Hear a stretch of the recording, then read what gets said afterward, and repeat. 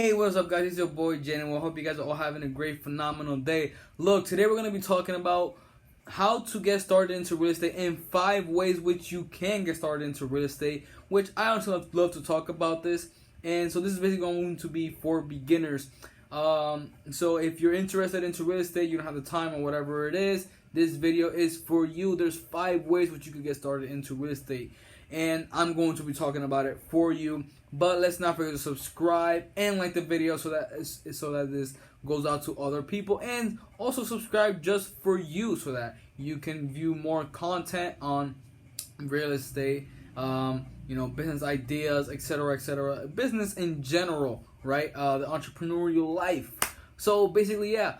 Also, go ahead and check that link in the description, which is the link to all of my social media, so that me and you can connect, chit chat, etc. But as of now, let's get into this video.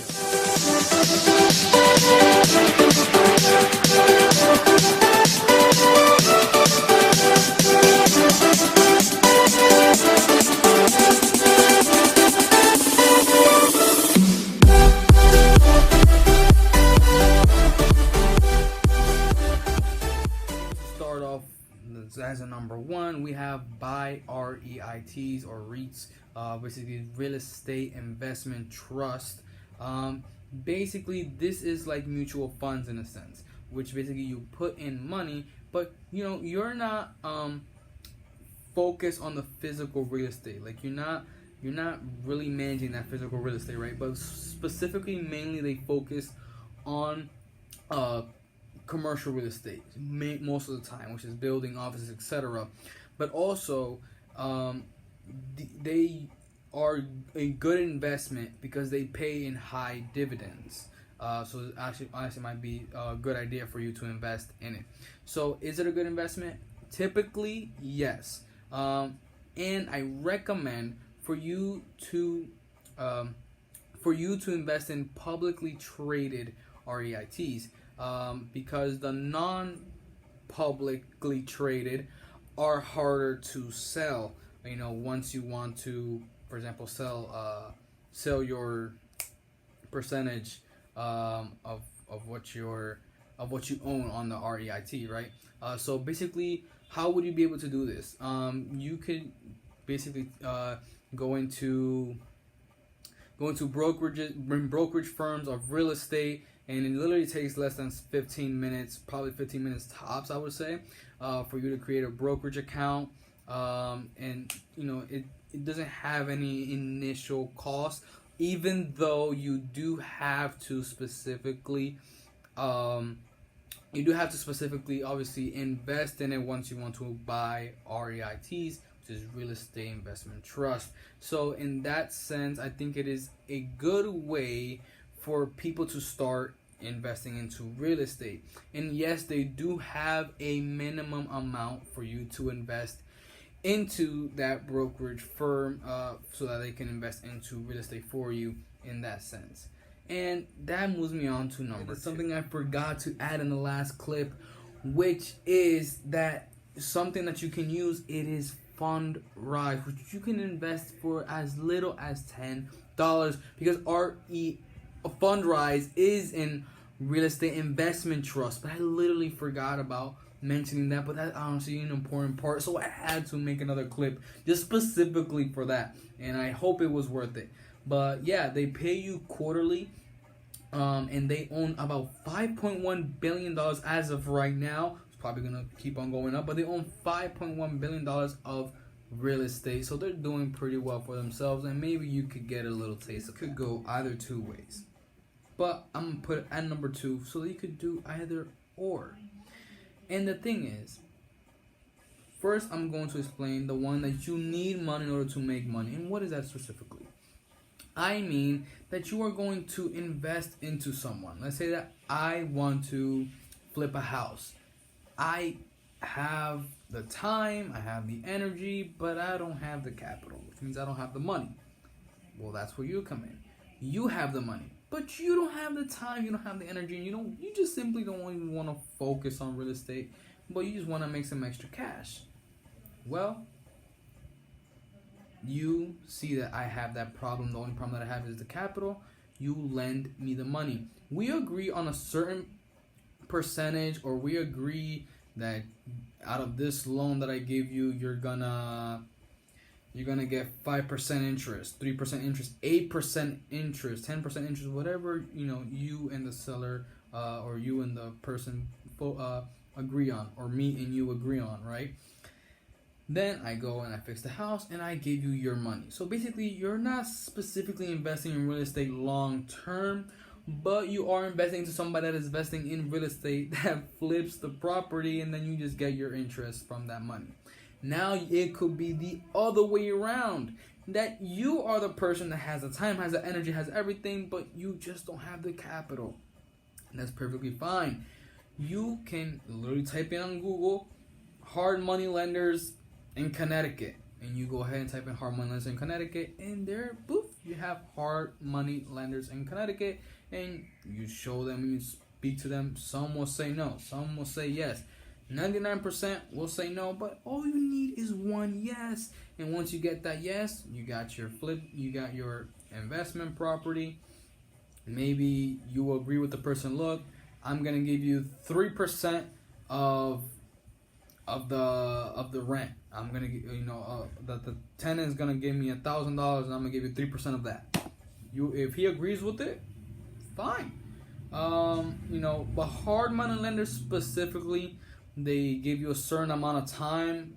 I believe it's a year, maybe a month, maybe months, 6 months, and you have to pay them back. But there's also soft money lenders, and there's also people maybe that specifically they have the money, but they want to invest in real estate, but they don't have the time, and that's where you come in. So that's where you come in, and you invest in real estate for them, and you give them 3% because they gave you the money or whatever it is. If you do want to know what is a hard money lender, what is a soft money lender, what is the differences, and which one is the best, go ahead and comment below letting me know that you want a video of that, and I will make it just for you. But yeah, as I was saying, basically, all you have to really do is you find a property, and if you don't have the money, you know somebody that has the money, or you could go online, type in money lenders, and tell them, look, speak to these people. Literally, you just text them, email them, whatever, and tell them, look, I want to invest into this property, but I don't have the money. I'll give you 3% of the rent. The rent is usually about $1,500. I'll give you 3% of that. And him thinking long term, or she thinking long term, is gonna say, you know what, fine. I'm gonna give you the money. You just have to manage the property. You're the one that has to take the phone calls. I'm not taking the phone calls. That's all on you. Basically, you own a property, yet you also are the property manager. You understand what I'm saying? And then maybe one day you decide, you know what, I have enough real estate. I want to sell this property. And you agree to sell it, and you give him his or her money, and you take your percentage of it, of the money that you sold the real estate for. There's many ways that you can work with this, and these are things that I'm just thinking daily. I'm like, okay, when I want to invest in real estate, what should I do? What can I do? How should I do it? And I'm just thinking of these things daily, and these are just ways that I picture in my mind. I'm like, okay, maybe this could work out. Will I get no's? Of course I'm gonna get no's, but all I need is one yes. And you just gotta think that way, and just think about what are ways that you can do it, and trust me, your brain will work, and it will find ways if you really, really want it. So now for number 3, I know number 2 is pretty long, but it was basically 2 in 1, right? So you got a bonus on that. But basically right here, I'm gonna be talking about basically you living in one part.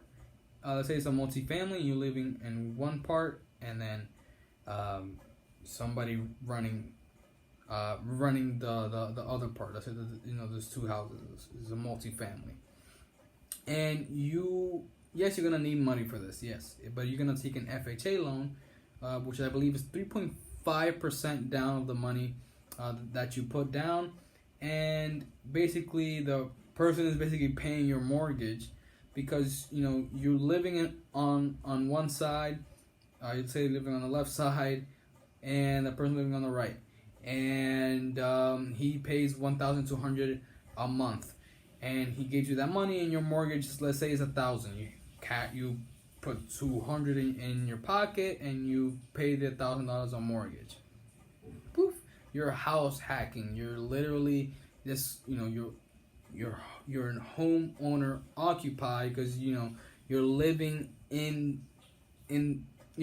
that house, but you're also renting out, you know, a part of that house, which is the other part of the house.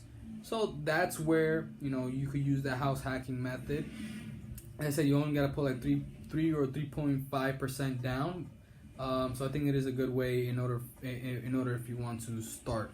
If you want to start into investing into real estate, it is a way for you to start. Also, bringing in, you know, something also that you can do with your house, and it is renting out a room. You can go many ways with this. Many ways. Basically, you know, this is basically the number 5. This is the final one, because I gave you 2 and 1 for number 2. That's why I just made one clip for it. But basically, you know, what you can do here is you can rent out your room. Let's say that you own a 3-bedroom house, and you just want to, you know, you have an extra room, and that extra room you decide to rent it out. You could go ahead and rent out that extra room. Boom. Let's say that the person is giving you $400 a month, $500 a month, whatever you guys agree on. You know, it also depends if you live in New York, if you live in California, live in Connecticut, etc. But let's say that you rent out for $400 a month. Then you have the $400 a month. You could pay those $400 a month to your mortgage, you know, as paying to your mortgage, or you just keep it for yourself, whatever way it is. Now, another way for you to do this, let's say that you want to rent out a 3-bedroom apartment. Fine, you go ahead and rent it out. Obviously, you're gonna have to talk to your landlord, like, look, you know, I'm gonna have this person living with me. I'm gonna charge this person, or maybe you were really connected to your landlord. Now, I recommend you talk to your landlord regardless, but you know, some people have already that confidence with their landlord, and let's say that you're only occupying 2 bedrooms. This is the same situation. You're occupying 2 bedrooms, and you have that extra bedroom there, like for no reason. You just got that extra bedroom. Then you can specifically, you know, just rent it out for $400 a month, and you can help that pay for your rent. You know, there's many ways for you to get started on that. So you know, I gave you 2 scenarios, from you owning the house or from you being a tenant of the house.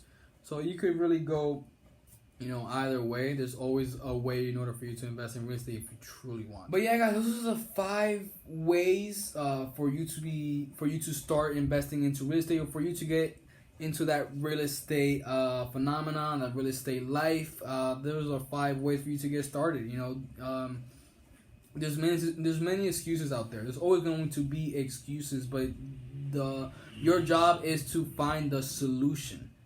Okay, so basically, I just gave you 5 ways in order for you to start, to basically use real estate to your advantage. And I hope that you guys have enjoyed. I hope that this video have brought you guys value.